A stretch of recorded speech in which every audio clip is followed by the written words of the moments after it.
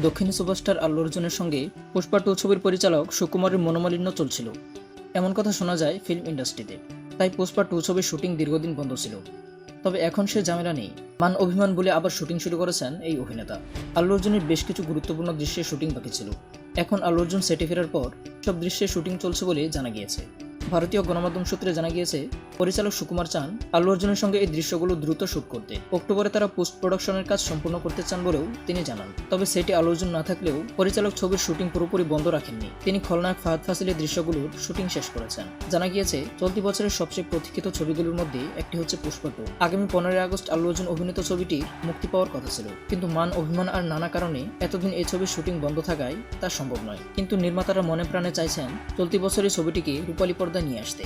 যদিও অনেক টালবাহানার পর ছবিটি দ্রুত শুটিং শেষ করে চলতি বছরের ডিসেম্বরে মুক্তি দেওয়ার সিদ্ধান্ত নিয়েছেন পরিচালক। আগামী 6 ডিসেম্বর ছবিটি মুক্তি পাওয়ার প্রবল সম্ভাবনা রয়েছে। পরিচালক এখনই আল্লু অর্জুনকে নভেম্বর মাসটা খালি রাখার কথা বলেছেন। আল্লু অর্জুন নভেম্বর মাস জুড়ে ছবির প্রচারে ব্যস্ত থাকবেন বলে জানান নির্মাতা। সুকুমার পরিচালিত পুষ্পা দ্য রাইজ ছবিটি 2021 সালে মুক্তি পায়। ছবিটি বক্স অফিসে দারুণ সাড়া ফেলেছিল।